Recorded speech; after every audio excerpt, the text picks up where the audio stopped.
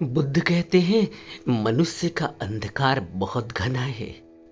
इच्छाएं, कामनाएं, वासनाएं इतनी घनी और गहरी हैं कि उसे अपनी मृत्यु तक भी दिखाई नहीं देती। वह इन संसार के नश्वर पदार्थों को, जिनको पाने में वह दिन रात दौड़ रहा है, सच समझ लेता है।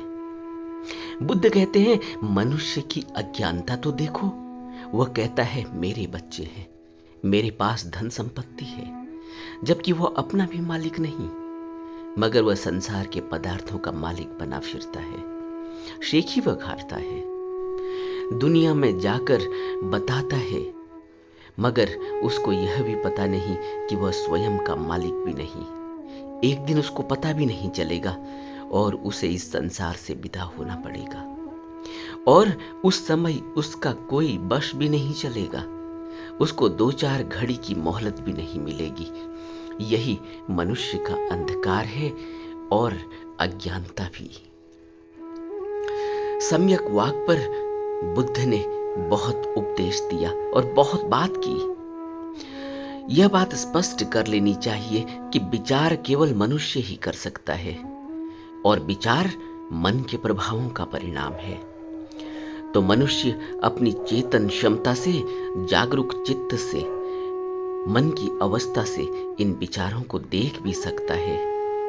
किसी भी प्राणी के अंदर अपने विचारों के अवलोकन के लिए जागरूक चित्त की अवस्था नहीं है, मगर मनुष्य में जैसे जैसे जागरण होता जाएगा, वह अपने अंदर उठ रहे विचारों को और उन विचारों का शब्दों के माध्यम से प्रकट होने को बहुत आसानी से नियंत्रित कर सकता है।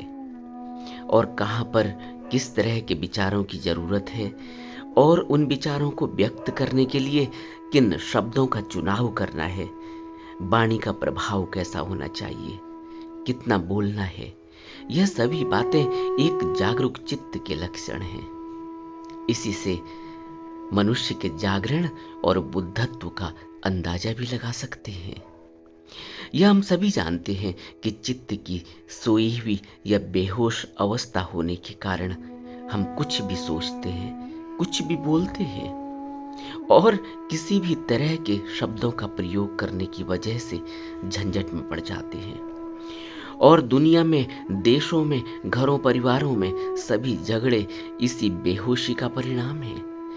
और दुनिया में, देशों में, घरों परिवारों में, यार दोस्तों में अच्छे विचारों और शब्दों की अभिव्यक्ति से जो प्यार और आत्मीयता बनी हुई है, वह भी जागरूक चित्त, विचार और वाणी का परिणाम है। तो यह हम पर निर्भर करता है कि हम क्या सोचते हैं, क्या विचारते हैं और कैसे कर्म करते हैं। वाणी और शब्दों से क्या व्यक्त करते हैं, कैसे व्यक्त करते हैं। अंततः हमारी जागरूकता ही फलदायी होगी। हमारी इस दुनिया के प्रति कुछ भावनाएं हैं, कुछ उत्तरदायित्व भी है, एक इंसान होने के नाते, कि हम इस दुनिया में अपने अच्छे विचारों, वाणी, शब्दों के माध्यम से इसे खुशहाल भी बना सकते हैं और यहाँ अपना नरक भी निर्मित कर सकते हैं। क्योंकि जो भी विचार, वाणी, शब्द निकलेंगे, वह इस अस्तित्व पर, यहाँ के समस्त प्राणियों पर असर डालेंगे। और यह आप रोज देख सकते हैं अपने जीवन में, जबकि आज सोशल मीडिया का प्रभाव इतना ज्यादा है कि मेरे विचार, वाणी, शब्द आप तक कितनी आसानी से पहुंच जा रहे हैं। इसी प्रकार हर व्यक्ति के जेब में मोबाइल है, उसमें वह सब विचार व्यक्त हैं जो अभी अभी किसी के दिमाग में थे, मगर अब व्यक्त होकर आपके मोबाइल में पहुंच चुके हैं, आपकी जेब में पहुंच चुके हैं। और जब आप उन विचारों को देखेंगे, पढ़ेंगे, सुनेंगे, तो वह आपकी चेतना तक पहुंच जाएंगे। इसीलिए आज यह हमारी रिस्पॉन्सिबिलिटी भी है कि हम अपनी आने वाली पीढ़ी को क्या देकर जा रहे हैं, और इस समाज के लिए, दुनिया के लिए हमारा क्या अंशदान है। यही मनुष्य होने की महानता है कि वह इस दुनिया से गहरे में जुड़ा हुआ है और उससे, उसके विचारों से वाणी और शब्दों से यह दुनिया निर्मित हो रही है, रूप बदल रही है। यह रोज आपके जीवन में घटित हो रहा है। एक व्यक्ति शराब पी रहा है, नशा कर रहा है, या फैशन कर रहा है, या एक्टिंग कर रहा है, स्पोर्ट्स कर रहा है।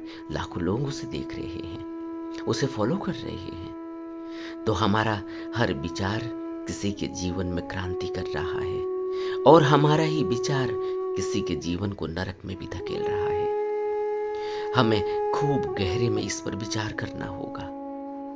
अपने इसी जीवन में अपने अंदर चित्त की तरफ मुड़ना होगा, अपना अवलोकन करना होगा। तभी जीवन में क्रांति घटित हो सकती है, अपनी मुक्ति का अनुभव हो सकता है। बाहर की तरफ देखने से गुलामी का अनुभव होगा, और अपनी तरफ देखने से स्वतंत्रता का है। फैसला हमें ही करना